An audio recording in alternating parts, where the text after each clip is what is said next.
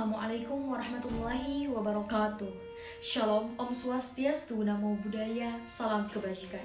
Yang terhormat Ibunda Doktoranda Hajah Ummul Qura MPD, serta rekan-rekanku pemuda-pemudi generasi penerus bangsa yang saya banggakan. Pertama-tama, marilah kita panjatkan puji serta syukur kehadirat Allah Subhanahu wa Ta'ala, yang mana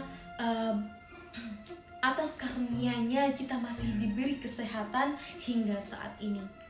Baik, pada kesempatan kali ini izinkan saya menyampaikan pidato dengan judul Pemuda dan Visi Indonesia Emas tahun 2045.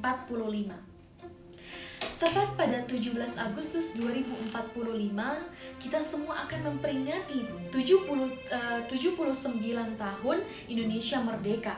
Kita semua sadar bahwa tanpa perjuangan para pahlawan yang telah berjuang meraih kemerdekaan, kita tidak akan pernah bisa berdiri hingga detik ini juga. Maka dari itu, marilah kita tegakkan semangat Sumpah Pemuda untuk mencapai visi Indonesia Emas tahun 2045.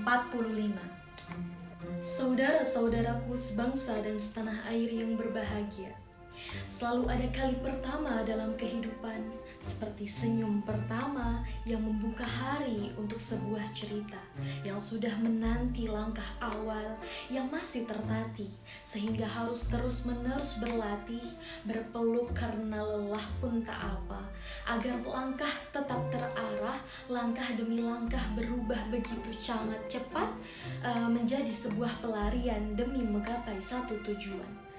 Langkah yang terus bergerak beriringan untuk menyongsong masa depan Indonesia yang penuh keberagaman. Masa depan Indonesia adalah mencapai visi Indonesia Emas tahun 2045. Bukanlah sekedar angan-angan. Bonus demografi menjadikan Indonesia harus tetap optimis untuk menjadi negara adil, makmur, serta mandiri, tepat pada saat berumur 1 abad. Saudara-saudaraku sebangsa dan setanah air yang berbahagia, dalam visi Indonesia Emas tahun 2045 terdapat menggariskan 4 poin pilar penting yang di dalamnya adalah pembangunan sumber daya manusia dan penguasaan ilmu pengetahuan serta ilmu teknologi. Dan yang kedua adalah pembangunan ekonomi yang berkelanjutan. Lalu yang ketiga adalah pemerataan pembangunan, dan yang keempat adalah pemantapan ketahanan nasional dan tata kelola pemerintah dalam bidang perekonomian Indonesia. Indonesia harus maju dalam segi kekuatan ekonomi.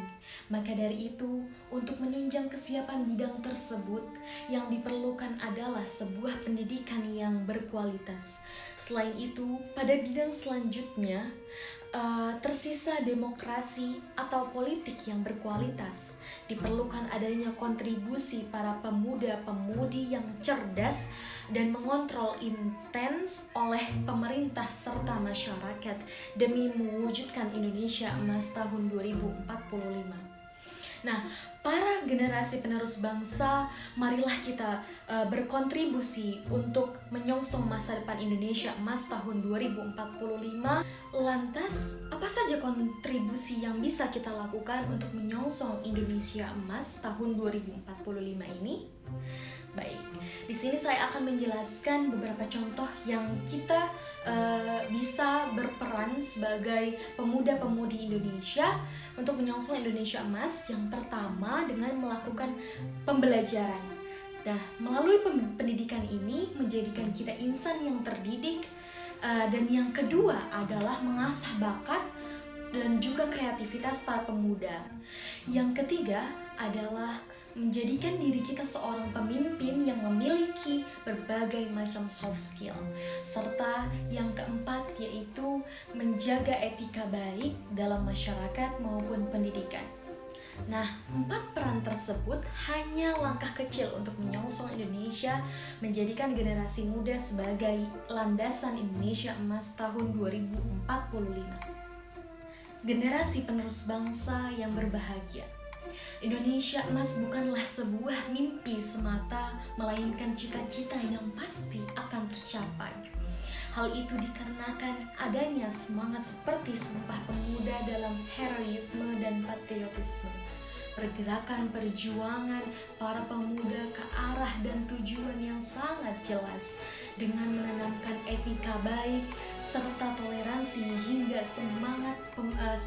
semangat pantang menyerah dan rela berkorban demi kepentingan bangsa, yang menjadikan sebuah hubungan yang harmonis dan memperkokoh persatuan dan kesatuan. Maka dari itu saya bisa menyimpulkan bahwa bonus demografi akan menjadikan senjata yang sangat kuat untuk menyongsong Indonesia Emas tahun 2045. Tetapi hal itu akan terancam sia-sia tanpa adanya persatuan dan juga kesatuan. Oleh karena itu diperlukan adanya kontribusi para pemuda yang berjiwa sosial budaya dan berjati diri bangsa cinta tanah air Indonesia. Bangsa Indonesia adalah bangsa yang sangat besar, siap melangkah ke depan. Sudah di depan mata, saatnya ini kita melangkah bersama, dan marilah kita menjaga tanah air Indonesia ini untuk melakukan perubahan baik bagi semesta. Izinkanlah saya menutup pidato ini dengan perkataan Bung Karno pada salah satu pidatonya yang berbunyi, janganlah kita mengira kita sudah cukup berjasa dalam segitiga warna, dan selama masih ada ratap tangis di gubuk-gubuk, maka pekerjaan kita belum usai. Berjuanglah dengan mengucurkan sebanyak-banyaknya keringat. Dirgahayu Republik Indonesia, dirgahayu Negeri Pancasila, merdeka, merdeka, merdeka. Sekian pidato yang saya sampaikan. Terima kasih. Wassalamualaikum warahmatullahi wabarakatuh. Shalom, Om Santi Santi Om. Namo Buddhayana. Salam kebajikan.